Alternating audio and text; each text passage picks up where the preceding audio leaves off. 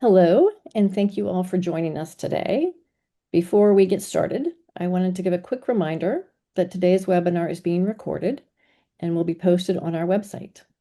We're looking forward to a great discussion today that will likely generate a variety of questions. Please feel free to put your questions into the Q&A at the bottom of your screen. And based on timing, we will try to address as many as we can at the end of the conversation. With those housekeeping items behind us, we're ready to officially get started. My name is Mary Biddle-Koenig, and I am the Program Director of the Smith Enterprise Risk Consortium, or SERC, as we call it. I would like to welcome you to our U.S. at War Executive Perspectives on Risk in 2026 webinar series brought to you by SERC, which is at the Robert H. Smith School of Business at the University of Maryland. Today's event is the first in a three-part series sponsored by ZRG Partners Risk and Compliance Practice, discussing the implications of war, beginning with today's topic of macroeconomic impacts, and then moving on to energy infrastructure and supply chain risks in April, and cybersecurity and technology risks in May. So stay tuned for details. For a bit of background, CERC was an initiative launched 2 years ago by the Smith School to build a community of risk practitioners to share lessons learned and cultivate best practices. It is based on the premise that not only is there much to be learned from practitioners that have been there and done that, but that lessons learned in one industry can be applied in another. As such, the CERT community is comprised of companies across industry sectors, including financial services, pharmaceuticals, insurance, technology, and aerospace. We have established an amazing advisory council, including companies such as Northrop Grumman, Arch Capital, Google, AWS, and Travelers, and a network of senior risk experts that work with us to ensure that our events and training are targeted and provide real value to practitioners like yourselves. We have 3 events coming up in the next several months. First is a 2-day virtual workshop, excuse me, called Gen AI and Risk, Balancing Innovation and Risk to Build Value, which is on May 14th and 15th. Shortly thereafter in June, we will kick off our CERC Risk Academy training for mid to senior risk managers, which will be offered virtually 4 hours a week over 8 weeks, where participants will earn a professional certificate in risk management from the University of Maryland.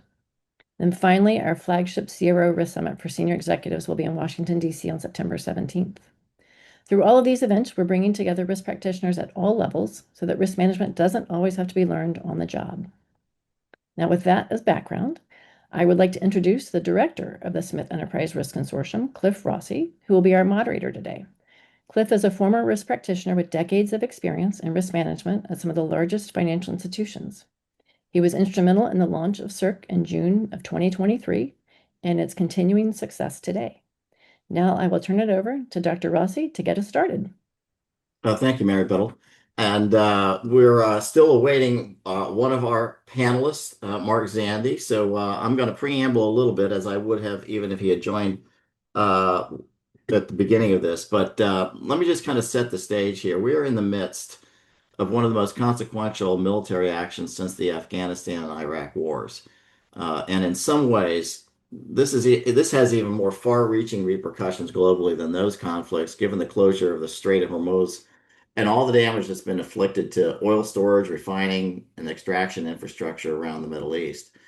And so, we see headlines every day. In fact, today is yet another set of headlines where maybe there's a shift in the direction of things, showing major damage being inflicted on Iranian military installations and leadership. And yet we see the Iranians at this point effectively holding the world hostage, economically anyway, using relatively low technology equipment like drones and fast boats and such to keep the world's largest military at bay from allowing the strait to open up. So let me toss out a few sobering statistics to keep in mind in all this. So right as farmers in many countries are starting their planting seasons, about a third of urea shipments are held up in the strait right now. Prices of urea have skyrocketed consequently by 50 to 70%. Natural gas shipments, which are also an ingredient to nitrogen fertilizer, have likewise faced drastic cutbacks in shipments. About 30% of global helium supply has effectively been taken out when Iranian missiles damaged Qatar's LNG facilities, causing prices to spike there about 70 to 100%. This has significant knock-on effects in the production of semiconductors and data centers that require cooling and sterile environments. Aluminum production has also been affected by damage at various production facilities, causing price spikes and shortages. And since the beginning of the war, just about a month ago, oil prices have surged. And I just did the calculation this morning, so I don't know where they've landed at the end of today, but they've surged 67% with prices for Brent crude at somewhere, at least by this morning, of about $117 a barrel. So clearly, the conflict has major implications for global economies and markets. So we'll dive into this. And so our panelists today, we have here in person right at the moment is Sayee Srinivasan, who is the chief economist at the American Bankers Association. Decades of experience, was at the CFTC for a number of years, and we should be joined shortly by Mark Zandi, the chief economist at Moody's Analytics. Again, both of these are very well established, well known economists that will be giving us their views. So thank you, Srini, for Sayee, for being here today. I appreciate that, and I know Mark will join very shortly. So I'm going to comment a little bit. Mark actually had a little bit of a head start on this. He was pretty well equipped for this webinar to begin with, and I think that's one of the reasons why he's maybe a little late to our party, only because there he is. I invoke his name, and so he appears. Mark, welcome. Appreciate you being on. I was just telling folks that I think you're probably a man in demand as well these days, particularly as I was about to cite your piece, the Iran oil shock. I just gave a little preamble on sort of to set the stage on where things are and a few kind of like interesting tidbits and statistics about what's going on around various commodity prices and whatnot. And I know, Sayee, for you must be fielding an awful lot of questions from your members on how all this is going to play out in markets. So my first question on this is what are your views on the likely outcome from the war? And I kind of put it into these buckets, and feel free to kind of modify these buckets as you deem appropriate. One of them is a quick end to hostilities, and if you look at what happened to the market by the end of today, you'd probably say maybe it's going to be quicker than what we saw in the last week or so. I don't know. Medium term engagement, quagmire. And then how would you handicap those scenarios? So maybe Mark, I'm going to put you on the spot and have you maybe kick us off first here and turn to Sayee. Well, thank you for that, Cliff. And I apologize for being late. I was on time, but somehow I just couldn't click in. I don't know. And I apologize for this. I'm on my cell phone now, so that's no worries. Yeah, It all works out. And let me preface everything I say today by the fact that I've been an economist for a long time, Cliff. Maybe not as I think I'm in the same generation as you. I've been an economist for 35 years. Yeah. And in that, and I've seen a lot of business cycles, and through a lot of different business prisms. But in that time, there's only a few times where I've been as uncertain about the economic outlook. I mean, there was 9/11, there was Y2K, there was the GFC, there was the pandemic, and then there's now. So I think, got to be humble here about, all of this. Yeah.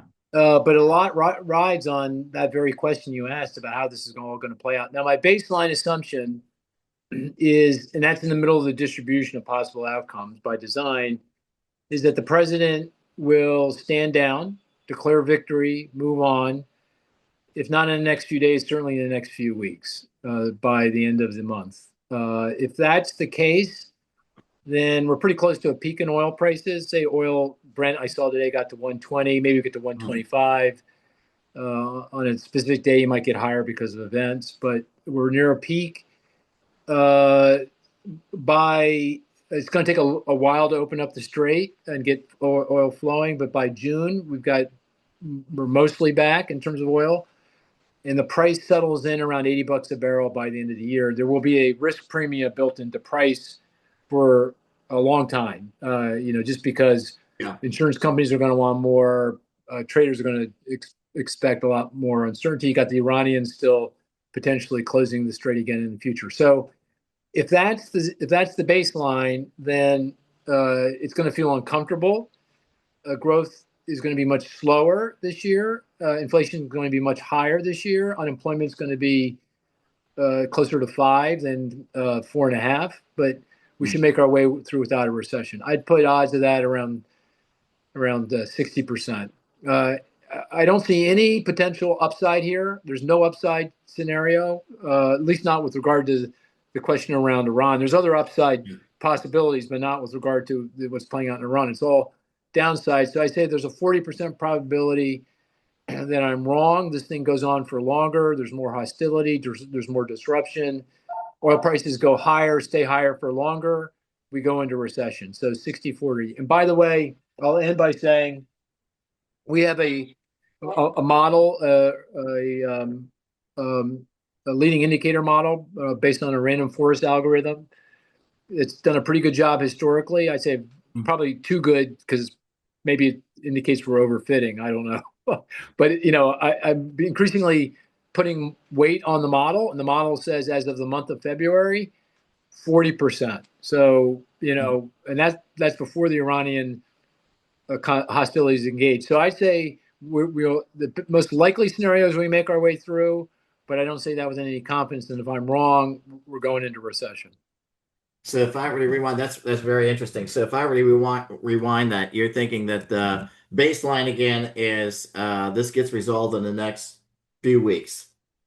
Yeah. And but there's still some lag effects that occur through into like the summertime, but we're going to drag this out into a long-term endless kind of war.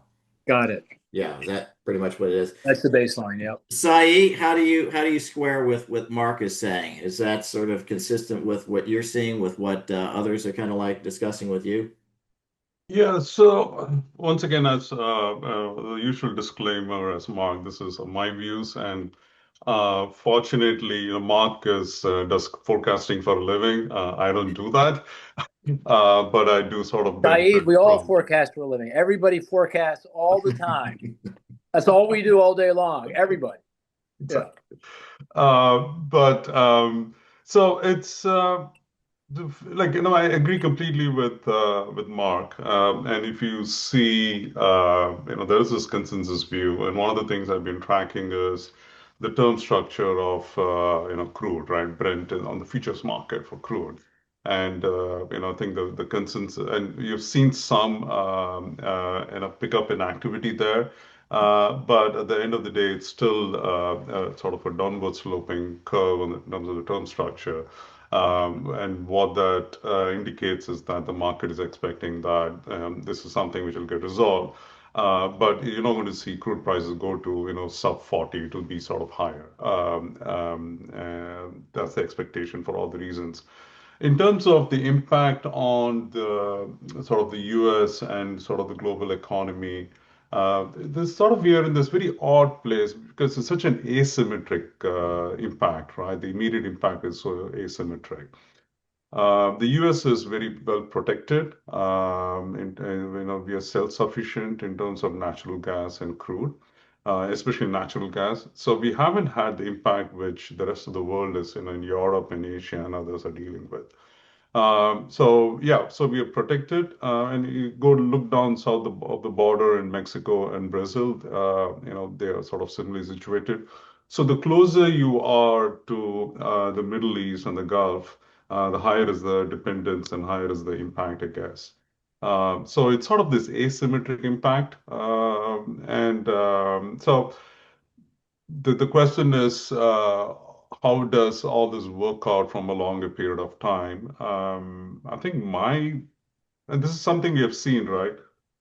The muscle memory of businesses is, pretty strong here, right? So you had the COVID and all the supply chain shocks, and then you had the invasion of Ukraine, where you had the same fertilizer shortages and everything that people had to deal with.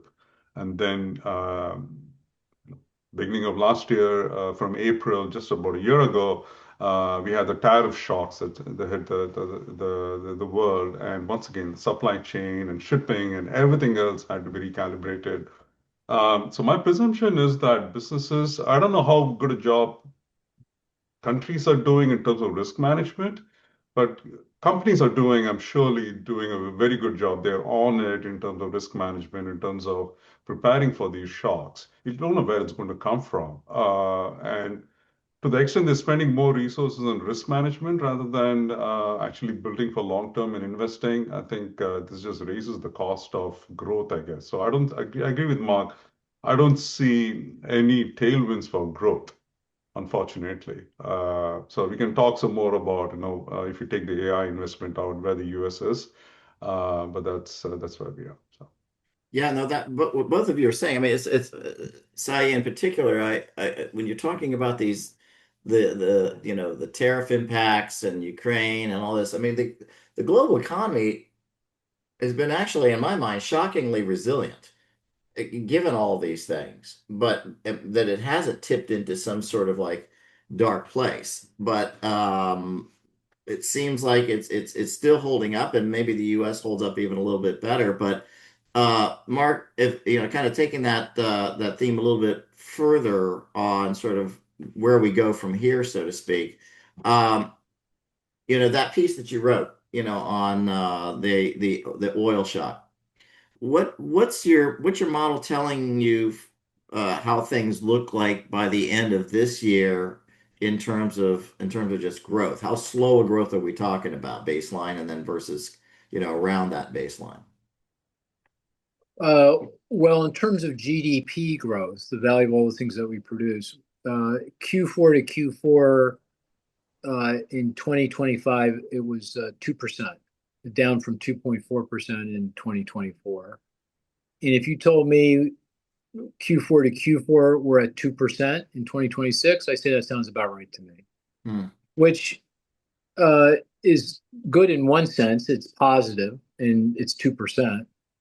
But it is disappointing because the economy's potential is somewhere between 2.5 and 3. And so unemployment will continue to drift higher. So by the end of the year, the unemployment rate, which is now closing in on 4.5, will be closer to 5, which I think most people would consider disappointing, uncomfortable. That's well above most estimates of full employment, which are centered around 4%. In terms of job growth, I think it's going to be very disappointing. At best, we get slightly positive job creation, maybe no job creation. In 2025, we ended the year, coming into 2026, we've ended the year with no job creation. In fact, there's been no job creation since Liberation Day, the tariffs a year ago. So when you say we've been resilient, yeah, in some sense, but in other senses, including jobs, we have not been. We've been hurt pretty badly by that particular policy. So I think, and that's the baseline, right? That's where we don't suffer a recession. President, figures out a way to declare victory and move on here pretty quickly in the next few days, next few weeks. I think there's a lot of risk around even that scenario, but that is the baseline scenario. Outside of the risks related to Iran, there are many other risks. So, and I think the risks are skewed to the downside at this point.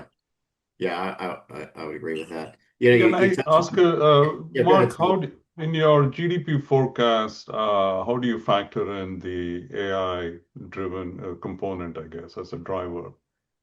Well, AI lifted GDP growth in calendar year 2025 by almost 0.5 point.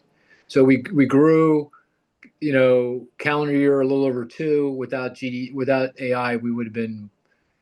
Cliff would not have been saying, it feels like we're resilient. It would have felt measurably more uncomfortable than what we experienced. Okay. That's on the demand side of the economy. On the supply side of the economy, it's been very modest. I think the productivity gains, hard to measure. Again, got to be humble here. But, the evidence suggests that very modest pickup in productivity related to AI. Some pickup, but very modest. Yeah. And by the way, that goes to one of the risks to growth in 2026, particularly around jobs. And that is, what if AI kicks the productivity side of AI, or the supply side of AI kicks into a higher gear, and we start to see bigger productivity gains? You could actually see some outright job loss, all else equal, in 2026. So I view that as a potential downside threat to growth, in specifically job growth in 2026. Okay, so and you were commenting a little bit earlier on the inflationary impacts of this, right? So you've got Warsh coming in, the market had been thinking, of late, well, earlier, I guess, a while back, it had been that there might be a couple of cuts or more. Now it sounds like maybe no cut, maybe possibly an increase. I mean, where do you land on this? I mean, the Fed's they've got a tough job here. Sayee, I mean, the banks really care about this a lot too, as well as everybody else. But what are you seeing? Yeah, so it's interesting. The Fed has been saying in recent days that they think that the shock is is going to be short term in nature and is transitory. They don't use the term transitory anymore, but that's the implication. But to Mark's point earlier, if we are anticipating that crude prices will be in the $80-$90 range for longer, then that is no longer transitory, right? So that sort of makes it difficult for the Fed to see prices going down in any material fashion. So I think that is from a industry perspective. I think I don't think we are really short of. There is funding, there's liquidity available, there's still risk appetite. But at the same time, given where we are, for all the reasons that we've been talking about, people are just holding cash. So that's sort of the joker in the room is credit quality. Mm-hmm. Right. So yeah, to your point, bankers, and if you're the lending business, then and maturity transformation, like a good upward sloping yield curve, and we can sort of what we had in 2025 was a good year for the industry, if you're in that business, and if we can continue with that through 2026, nobody's going to be complaining. But I think on the other side of the balance sheet is what's happening with credit quality, I guess. And it's directly related to the health of the labor market. And as unemployment goes to closer to 5%, then I think people are going to be worrying a lot about credit quality and delinquencies. And the story will change at that point. I don't know, Mark, I don't know how you look at it. Well, I think the Fed, as you said, Cliff, the Fed's in a very tough spot. The response, the initial response is to just sit on their hands, do nothing. Just like they did with the tariffs. There was too much uncertainty. They didn't know how that was going to play. And then they sit back and wait to see, which of their mandates, which of their objectives is most at risk. Is it the full employment mandate, or is it the low and stable inflation mandate? And in the case of the tariffs, they decided, it's the full employment mandate. Growth is slowing, unemployment's rising, therefore we're going to lower rates. In the current context, they're going to wait and see, and which of their mandates is under most pressure. My sense is it's going to take them a lot longer to figure that out because growth is going to get hurt. We just discussed that, but inflation is now higher than it was a year ago, and the direction of travel is for even higher than where we've been. The consumer expenditure deflator inflation is now 3%. That's a point above the Fed's target, and the thing that I think is going to decide it for them is inflation expectations. If they feel that inflation expectations are coming unmoored. And so far that hasn't happened, but it's not unreasonable to be worried about that because inflation has been above their target now for 4 or 5 years. People are beginning to wonder reasonably, is 2% really a target? What is that exactly? And if that's the case, then inflation expectations come unmoored, they will raise rates. In my view, they will sacrifice the economy to the altar of low and stable inflation because they realize that if they don't, and inflation becomes more of an issue, they're going to have a recession anyway. So why not take it up front and just go get inflation back in? So my baseline forecast, I'm assuming they sit on their hands all the way through into next year, and then ultimately we're on the other side of all this mess. Inflation is coming in, and they resume lowering rates, but very slowly. And I say that with no I wouldn't argue with anyone who said to me, no, they're not going to cut rates next year either. Only because I think the equilibrium yield, the R star, that rate at which policies neither supporting or restraining growth, is probably higher than 3%. It's probably closer to where they are now, the 3.5%. And that's certainly the case if you believe that artificial intelligence is going to kick into gear and provide, a pickup to long-term potential growth, because that ultimately determines R star, the equilibrium yield. So if AI is going to add more to productivity, and we're in a world of higher potential growth, then the equilibrium yield should be higher. So bottom line, I think they do nothing through this year into next. And I do expect them to lower rates in 2027, but I don't say that with any confidence. Got it. So do you think that we get some resolution here in the next few weeks to your baseline, maybe that like the U.S. Treasury comes down back to where it was at the outset of the conflict? Well, you mean long-term interest rates? Well, Yeah. yeah. I mean, if the baseline happens and the president declares victory in the next few days, next few weeks, then I think yields will come back in, but not a lot. I mean, we were sitting around 4%, maybe a little south of that. Yeah. Mm-hmm. And in the long run equilibrium funds rate is 3.5%. The long run equilibrium 10-year yield is 4.5, 4.25, somewhere 4.5, 4.5%, somewhere in that range. Mm-hmm. There's 100 basis point spread typically between the 10-year and the funds rate. So if you think the equilibrium funds rate is 3.5, you would think the 10-year yield is 4.5%. So I wouldn't, if I'm in the real estate business and I'm trying to think about, if this investment pencils out, I don't think I'd be, I think I'd be assuming something around where it is right now in the long run. Yeah, because we saw what 30-year mortgage rates. What are they at? Like 6.5, 6.6, or something like that, and they were just underneath, I think, 6% before this all started, and we saw some pullback on demand. So I imagine, say, on your side, you're probably having some folks that are doing mortgages kind of scratching their heads what's going on. But again, to Mark's point, maybe this is just a blip, and we get things kind of through this in the next few weeks, and it somehow kind of modulates back to where we were. Something I want to say to the audience out there, I've got a question that's come in. I'm going to reserve that to the last 15 minutes to kind of open it up to everybody who'd like to ask the panelists some questions. But if you'd like to put them into the Q&A portion of the Zoom here, we'll take them and kind of pass them along to folks. So let me kind of focus.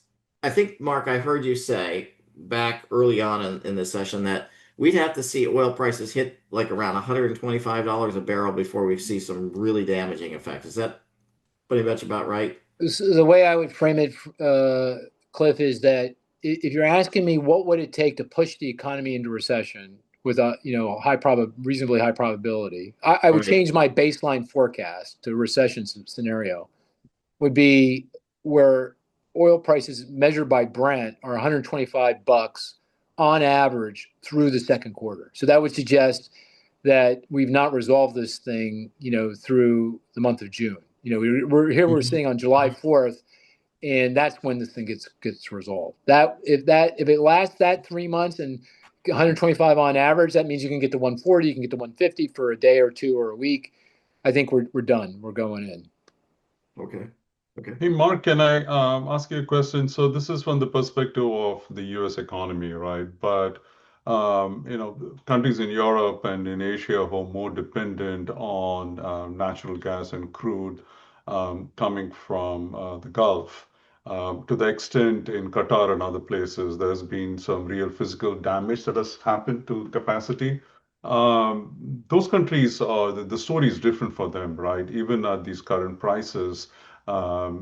Supplies, even at you keep reading reports that you see these prices being quoted on Bloomberg, but it's unclear that you can actually get any of the supplies of those prices.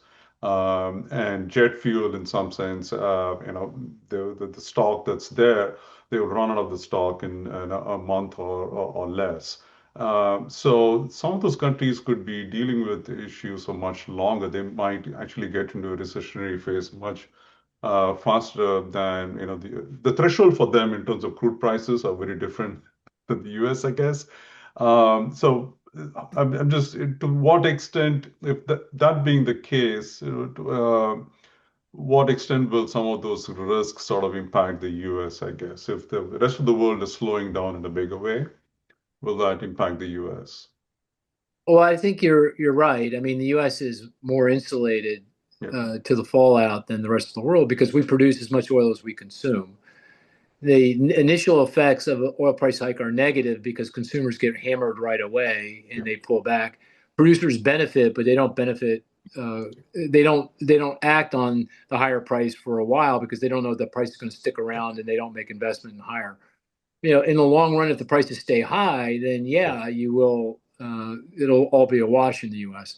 In fact, there's only one country on the planet that actually benefits from all this. You want to guess which one? Do you have a sense of that? Cliff, which one is it? Russia. Yeah, Russia. that's the only Yeah. country on the planet that benefits. Norway gets a GDP bump, Little but it bit. also suffers higher inflation. Everyone Yeah. else is getting nailed. Yeah. So yeah, I think you're right. I mean, the one caveat though is in much of the rest of the world, governments cushion the blow. In the U.S., gas prices go up immediately, diesel prices go up immediately. In the rest of the world, most everywhere else in the world, the government, it's more highly regulated. The government subsidizes. It shows up in a more significant fiscal problem for those countries. But it cushions in the U.S., prices rise like a rocket. In the rest of the world, they rise much more slowly. But I think your point's well taken, and it will reverberate back on the U.S. Through trade and through you can see it in the value of the dollar. The dollar has appreciated in value. Yeah. So I think that does have a meaningful impact. But the rest of the world is at more risk than we are for sure from all this. Right.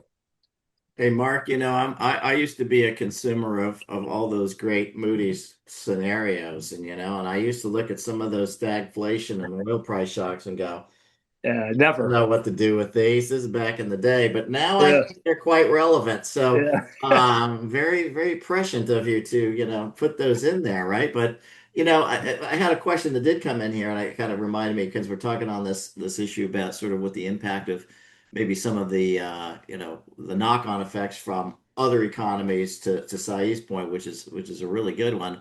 Um, what if you're a bank out there and you're having to design some stress tests, I mean, beyond the oil shock, beyond, are you how concerned are you at all? We did talk about inflation. We talked about sort of slow growth. Is stagflation even sort of is that it's not even a high probability event, is it for you at this point? Well, stagflation in the uh, context of the 1970s and early 80s, no. No. If that's what you mean by stagflation, I mean that was double digit Yeah, unemployment, double that's digit that's that's right. But maybe a milder flavor of that, maybe?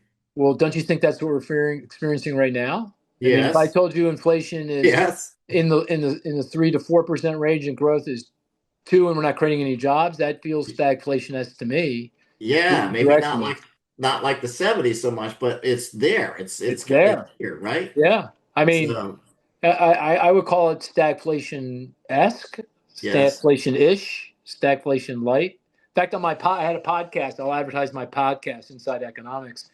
We had a session on stagflation, and we debated. My co-host, Chris Dorides, you know him well. The group does, and he's on the podcast. He's a co-host, and we debated for about 15 minutes. Stagflation-esque, stagflation-ish, stagflation light. I can't remember what we decided, but they all apply for Feels sure. like it. Yeah, Yeah. So, I absolutely. mean, if you're a bank, I mean, you got to kind of dial up all these various stress tests. I guess what I'm hearing you say is maybe, a really sort of outlier here would be a more elongated type of war outcome, but again, very low probability. Well, yeah, but some of the elements of the 1970s stagflation are with us. I mean, there's uncanny some of the similarities. There's differences, but some of the Yeah. similarities. I mean, one is, well, it's an oil price shock. Very same thing happened in 1973 and 1978, oil price shock. Second, Fed independence was a question. I mean, we know that Richard Nixon captured Arthur Burns at the Fed chair, and the Fed was overly aggressive with regard to monetary policy for political reasons, not policy reasons, and that wasn't helpful. we were running with large budget deficits, related to war and everything else, and juicing things up that way. So we can't completely. And there's a lot of things we're doing that are. This goes beyond there are other supply shocks that are occurring that go beyond the Iran war. There's the tariffs effects that's a supply shock, meaning higher inflation, lower growth, and the heavy-handed immigration policy. Same thing. It means much slower growth. You can see it in the labor market, labor supply, and higher inflation, higher costs. So all these things that we're doing, exacerbate the potential for a stagflationary environment. So will we get to double-digit unemployment? Probably not, because the one thing that's different from today than then is we do understand inflation expectations, how important they are. And I think the Federal Reserve ultimately, no matter who's in charge, will, as I said earlier, sacrifice the economy, jobs to the altar of stable inflation. So, because they know if they don't, we are going to have the 1970s and 1980s. But I don't think we should take anything for granted. I mean, look at the policy mistakes we're making. Is this the end of it? I'm not, I don't know. I mean, I'm not sure.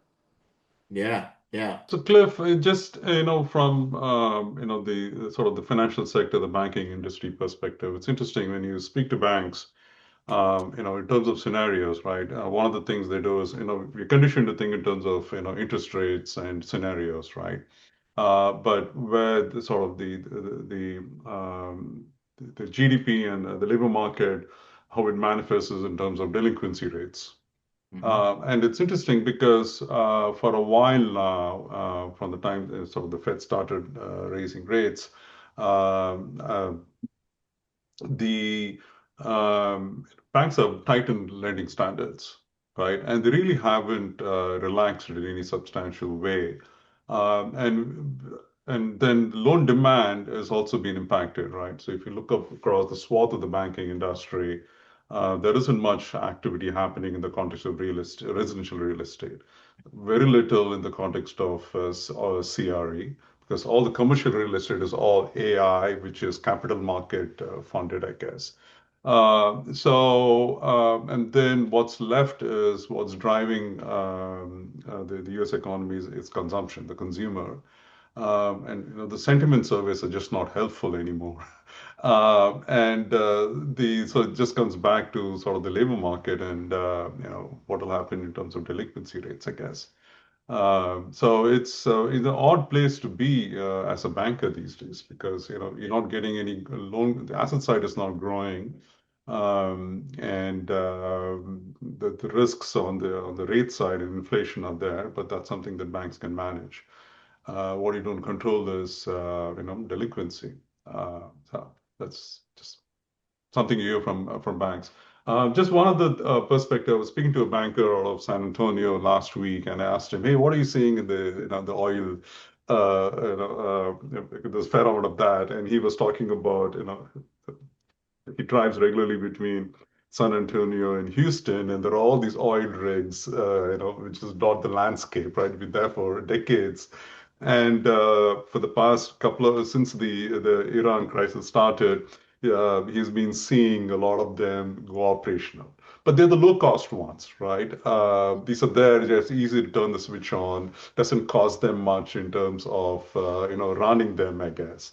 So that's on the margin, doesn't move the needle. And what that tells you is that people are being very mindful. Oil producers in the US, to Mark's point earlier, they're not rushing in to increase more production because they want to watch and see where the prices go, I guess, Yeah. from a longer term perspective. So. Yeah, there's a lot going on there. One of the things, I'm going to shift gears a little bit away from the oil side, because there's been all sorts of other effects, right, for other types of commodities and whatnot. But one in particular that caught my attention, and I know you guys have been following this, is we've seen, kind of a switch from where gold usually is, in these times of crises or whatever you want to call it, right? It's dropped, I don't know, somewhere around 10-15% or something more recently, and you kind of think of it's traded more like a risk asset than like a tech stock almost. falling as the conflict really kind of intensified. So is this just kind of a temporary aberration kind of thing? Or cash is king, everything else, even gold, just as a source of liquidity? Well, what's going on there, do you think? Is that I happy to go first. So we were tracking it and we were surprised because I agree with you. I think we do a weekly data bank, and what we showed last week was cash is king. That's where the dollar is strong, and that seems to be the sort of the safe haven in some sense. And gold is being very counterfactual this time around.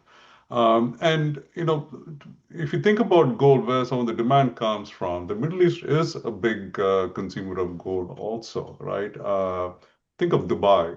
A lot of people actually buy gold, and people from India go to Dubai to buy gold, and that's not happening, right? It's like the retail transit flows, through the Middle East, Dubai and Abu Dhabi and Qatar are pretty big flows, right? And they're all shut down. Nothing is happening. The planes are not flying through those airports anymore. And is that one of the reasons that the retail demand from Asia is slowing down because they have other things to worry about and they can't even get to the buy if they want to buy gold. Mark, what do you think about gold? I hadn't heard that explanation about the Middle East, but that makes a lot of sense. I mean, my explanation was interest rates. I mean, when rates rise, gold looks less attractive, right? Because there's no yield on gold. And that then says that leads to another surprise, and that is long-term rates are up to the degree that they are, which I guess you can explain in part by higher inflation expectations. Although if you look at five-year forwards or 5-year break-evens, you don't really see that. It also could be, though, that the U.S. is losing its kind of safe haven status. We are deglobalizing. We're pulling away from the rest of the world. The rest of the world is pulling away from us. That means the dollar is less central to the global financial system. And I don't want to overstate the case. We're still the reserve currency, and I'm not saying that we're going to lose that. But it reminds me of that old Hemingway quote, that book, I can't remember which one of the books, Sun Also Rises maybe, where one character was asking the other character how did he go bankrupt? And he said, slowly at first, and then all of a sudden. That's kind of sort of how it feels to me. Yeah. So, and the dollar has appreciated a bit in value, but less so than I would have thought in the context of the uncertainty here. So it does feel like maybe we're losing a little bit of that safe haven status, which means higher rates, and that might be, that's a kind of a long chain of events to get back to. Well, maybe that's one reason why gold prices have moved in a direction that feels counterintuitive. The other thing I'd point out, though, is that, as you know, all precious metal prices, gold, silver, others, they had taken off, right? Yeah. Prior to this, and they had been just starting to correct. So there might be other kind of market dynamics at play, speculative players in and out of the market that are, exacerbating, these price movements. And, as economists, we try to explain everything, but at the end of the day, it could be something as simple as that, a flow argument. Another esteemed economist who is listening in here, Mike Fratantoni. Mike, I don't know how we didn't rope him in. I think he yeah. might have been the one that was the impetus for these webinars, actually. But Mike fired a question in here, and it kind of goes to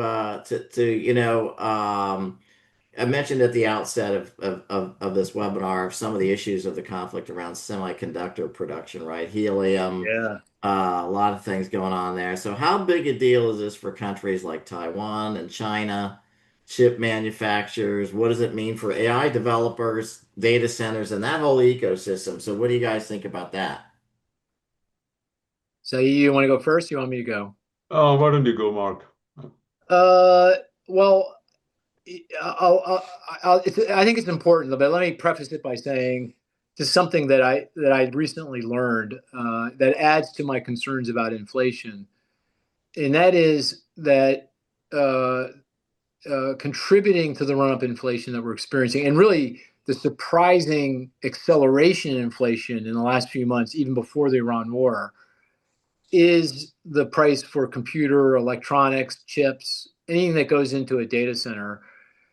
Demand obviously is through the roof, and that's driving up price, and that is now contributing to overall inflation. The PPIs, the producer price indices for those different types of electronics, have gone skyward, and they are inputs into the consumer expenditure deflator, the measure of inflation that we've been talking about, and the Fed uses. And that goes back more fundamentally to the point I made earlier about AI demand is outstripping AI supply. So AI is lifting demand more than supply at this point in time, and that's inflationary. So ironically, right now in the current inflationary environment, adding to that inflationary environment is what's going on in the tech sector, chips and everything else.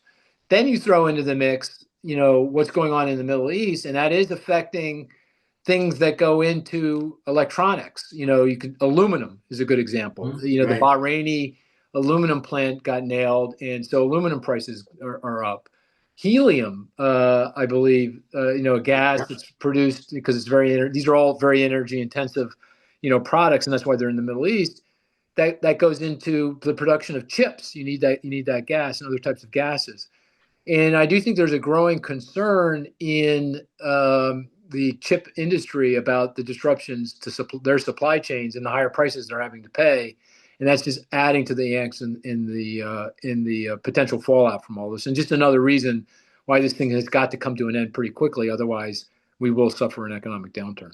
Well, but one of the things about this too is, I mean, it's also agriculture, right? Yeah, With fertilizer production. I mean, that seems like that's a big deal, and I see people talking about it, but I mean, that with planting season on us, right? At least here in this country, that seems like that's a big deal. Well, grocery prices generally, but first it's going to be diesel, right? Yeah. Diesel is up more than gas, right? It's up $1.50, I think, last I looked. And that goes, one of the highest cost components of groceries are getting it from the port or the farm to the store shelf. So you got to truck it, you got to put it on a truck, and so that's already going to happen. And then you throw in the mix the cost of fertilizer, urea, which is a synthetic, product that goes into fertilizer, is very energy intensive, natural gas intensive, and that is now at a higher price in short supply, and that's going to flow through, going forward. So just other reasons to be nervous about the inflationary effects of all of this. And just adding on the ag, we spend a lot of time on the ag sector, ag lenders. We have an ag conference every year, and through 2025, the farm economy has been struggling. Think about what happened to soybean, right? Exports. We used to export a lot to China, and that stopped because of the tariff policy and others. So there have been a lot of headwinds in the farm sector, and all of this just adds to that in terms of it. So on the producer side, this is a negative. And then on the consumer side, also, this is a negative. It doesn't. And there's also, I think, there are reports coming that many of the consumer good companies and processed food companies were thinking about beginning to cut prices just before this whole crisis started, and now they all sort of paused, right? So if anybody had any plans of cutting prices, those have been mothballed. So this doesn't help the inflationary situation. The other thing when I'm thinking about more longer term is supply chains, right? And is there's a recalibration that's going to happen? And do we start looking for helium suppliers? Because I think the US and Bahrain are sort of the two biggest suppliers of helium, I guess. And do we need to sources from elsewhere? China has now started producing its own helium. And so there will be that diversification that's going to happen, but all of that comes at a cost, right? There's no free lunch here. So from inflationary pressure, I think that's going to be there for longer, I guess. Yeah, absolutely. I'm keeping an eye on our timing, and I want to give our audience a little bit of time to kind of weigh in on this. I've got a question I'm going to kick over to both of you. It's a long one, but let me just kind of read this out here. I'm very curious on the currency devaluation in the event that the petrodollar diminishes. We've seen events where Iran has sold oil to China. This threatens the U.S. petrodollar. More concerning is gold back was removed, and we rely on the petrodollar. Will this result in a collapse in the economy of the petrodollar if it diminishes? Specifically, I guess this is the question, how can it impact financial institutions' liquidity among bank runs, GDP, and inflation? Would the Fed step in and implement QE or other approaches to counteract this potential impact, or what can we expect? Is this a plausible fear? There's a lot to unpack in that one.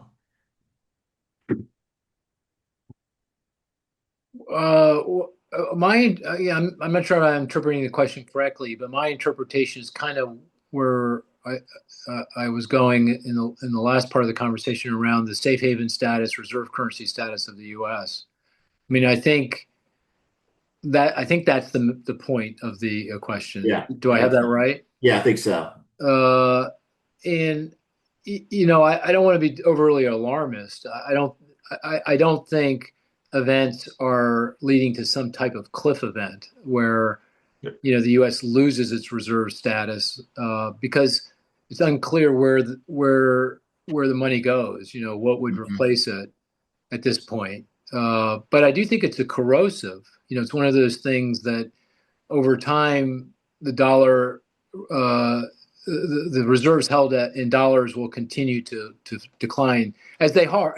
If you go look at the U.S. The share of reserve assets that are in dollar in the dollar, they've steadily declined over time. It's still well over half. I think it's closer to 60%, but it's well down from where it was. And as I said earlier, I think we are doing things that will continue to contribute to that. The reason why the dollar is the reserve currency is because uh, we supported and developed a globalized economy. I mean, coming out of World War II, we developed all of the institutions necessary for an economy that was globalized. The World Trade Organization, the WHO, the IMF, the World Bank, on and on and on. And that resulted in further integration of the global economy and financial system, all centered around the US dollar. But now we're moving as fast as we can away from that globalized economy to a deglobalized economy. That's the point of tariffs. That's the point of heavy-handed immigration policy. Mm-hmm. Those are that's what to visas to making it difficult for foreign students to come here and stay here. All those things. Even things like uh, freezing dollar reserve assets, because you're upset about a country with policies that don't agree with your own. All those things, make you less central to the global financial system, and therefore the dollar will continue. And the events in the Middle East, current events, will do the same thing. It will shift supply chains and who's trading with whom and to what degree, and that means the dollar becomes less central. In the kind of the network effects that keep the dollar as the reserve currency slowly erode. It's a corrosive, and then at some point they break when there's an alternative. Again, I don't want to be overly alarmist, and I don't think that happens in my lifetime. I don't think, but that's certainly the direction we're headed. Yeah. No, I completely agree with Mark. I think the bigger concern, I think Mark, you nailed it, which is international trade has been impacted in a big way. And I think the price of that is much more than other currencies being used or the shrink or the reduction in the share of the US dollar in payment flows and stuff like that. I think that's just a nominal factor. I think from an economic impact perspective is the fact that there's a lot less, more protectionism in some sense, which is the bigger problem, I guess. Yeah, yeah.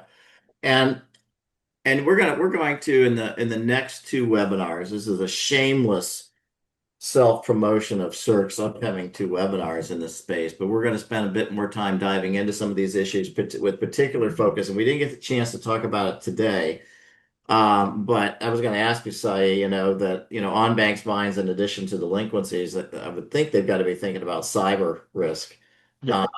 There's a lot of chatter and things going on there, right? So they probably are kind of got their antenna up Yeah. in a big way on that. But also, again, more discussion. Well, so we're gonna have a session on cyber risk coming up, and we're gonna have another deeper dive into the energy implications, and we're going to get some folks that are, for example, I think we have Chevron's chief economist coming on for that one to kind of go into it. But what I'd like to say, at least to kind of wrap things up today, is appreciate both of you taking the time to come on and kind of imparting your wisdom to all of us about how do we get our head wrapped around events that are changing on a minute by minute basis. It's like I'm kind of like glued to the screen almost in terms of what's going on in markets and whatnot. But thank you for doing Not that. me, Cliff. I turn it off. I should probably do that. Yes. That's why you're not sleeping. That's true. But in any event, again, thank you both for joining with us today, and appreciate the audience joining as well. These are being recorded, and so they'll be this one, I don't know when, but in the next day or so, I think I would expect to have the recording up on the Cirque website. So if you want to kind of catch that there, you can. And I hope you enjoy this one, and then we'll join the next 2 that we offer. So thank you.